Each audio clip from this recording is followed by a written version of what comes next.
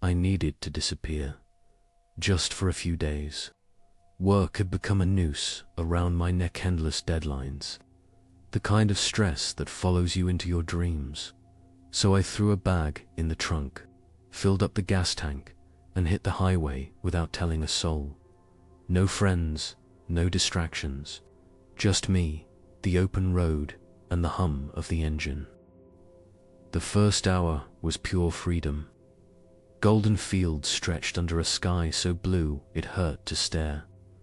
I rolled down the windows, cranked up my playlist, and let the wind drown out everything else. Then my phone rang. It was Lucy, my girlfriend's sister. Her voice was tight, urgent. "Where are you?" she demanded. I told her I'd just passed Milford.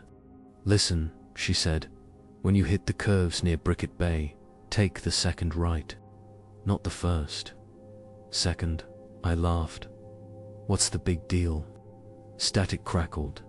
"Just don't stop there." The call died. I shrugged it off. But as I drove, the sky darkened. The fields gave way to twisted trees, their branches clawing at the road. My GPS flickered signal lost. I pulled over by a lake to stretch my legs. The air smelled like wet earth and something sour. I ate cold pizza from last night, listening to the silence. No birds, no crickets, just the whisper of leaves. Back on the road, I missed Lucy's warning and took the first right. The pavement turned jagged, the trees pressing closer. That's when headlights glared in my rear view. Too bright, too close. The car behind me honked a long, angry blare. I waved for them to pass. They didn't. My pulse spiked. Just a local in a hurry, I told myself. I pulled onto the shoulder. The car stopped beside me. The driver leaned out, a gaunt man in a stained cowboy hat. His skin was sallow, his eyes bloodshot. "You got room," he rasped. "I ain't feeling right." The smell hit me first. Rot and cheap beer. I rolled up the window. "Sorry, man, I'm late." His face twisted. Then he sped off, tires spitting gravel. That's when I saw it. A hand, pale, lifeless, dangling from his trunk. I followed him, stupid, absolutely. But I couldn't unsee that hand. I called 911, my voice shaking as I recited his license plate. The operator told me to stop. Do not engage. But I kept driving, my knuckles white on the wheel. He noticed. His brake lights flared. A glass bottle shattered against my windshield. Then another. I swerved, glass raining down. The third bottle hit my hood. I slammed into his bumper. The world spun. When I came to, his car was wrapped around a tree, empty. The trunk yawned open. Inside, wrapped in plastic, was a man. His throat slit, his chest stitched up like a rag doll. The cops arrived, their flashlights cutting through the dusk. "You're lucky," one said. "This guy's been hunting solo drivers for months." They pointed to the corpse. Organs removed. Sold on the black market. I should have felt relieved. But as I hugged my girlfriend that night, I kept thinking, what if I'd opened that door? Outside, an engine idled. Then silence. The moment I smelled the bleach, I knew something was wrong. Valeria never cleaned this obsessively. Her apartment smelled like a hospital corridor, the sharp chemical sting making my eyes water as I stepped inside. She blocked my path to the bedroom, her fingers digging into my arm. "You should have called first," she whispered, her voice trembling. 2 days later, she vanished.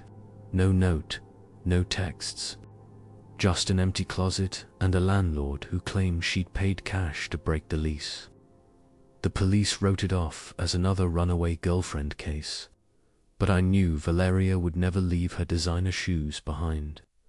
That's how I found myself kneeling under Mrs. Eleanor Whitmore's kitchen sink, my uncle's plumbing tools spread across her spotless tile floor.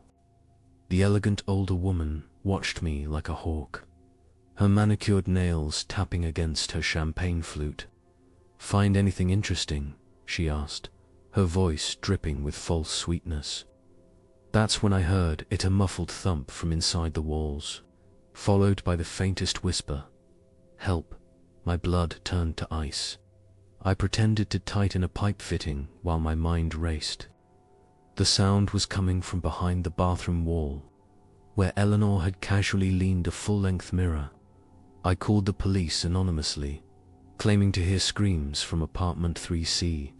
When officers arrived, Eleanor charmed them with stories of her husband working late and noisy neighbors.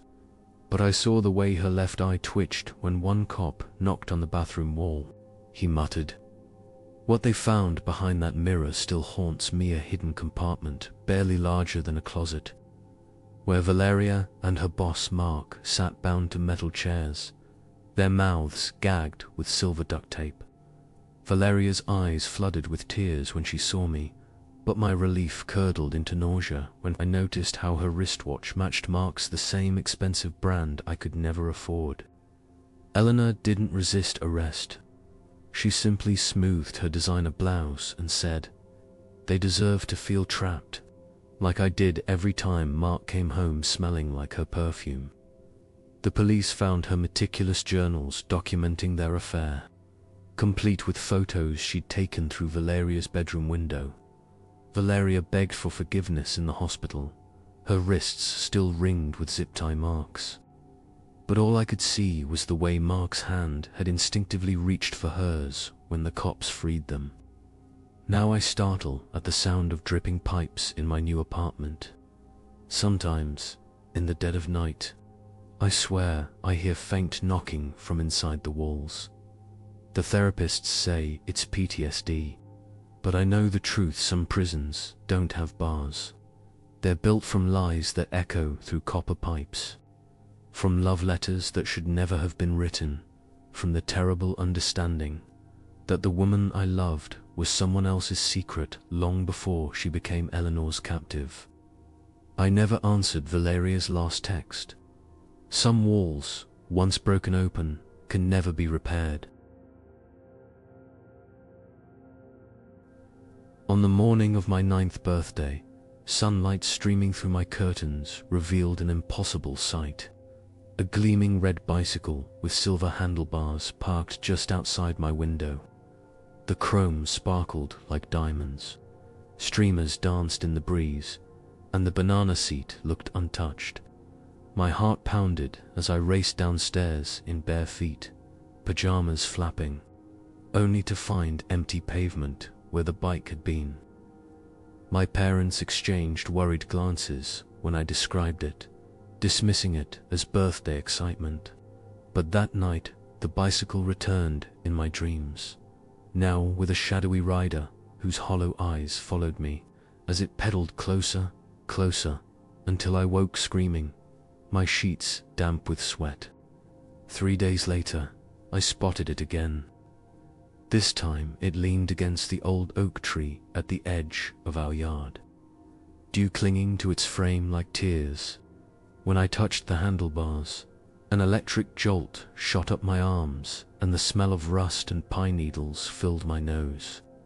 Before I could climb on, Tyler Miller, the 12-year-old bully who tormented our neighborhood, came barreling around the corner. "Finders keepers. Loser," he jeered, snatching it away. I watched helplessly as he rode off, his triumphant whoops fading down the street. But an hour later, those shouts turned to screams when the bike threw him onto the pavement near the woods. It stood perfectly upright afterward, front wheels slowly turning, until dusk fell and it simply wasn't there anymore. Everything changed when Mum absent-mindedly left a newspaper clipping on the kitchen table. The headline screamed, "Local boy still missing after 5 years." Above a photo of freckle-faced Franklin McAllister My cereal turned to ash in my mouth. He'd vanished riding a red Schwinn Stingray, last seen near Black Creek Trail.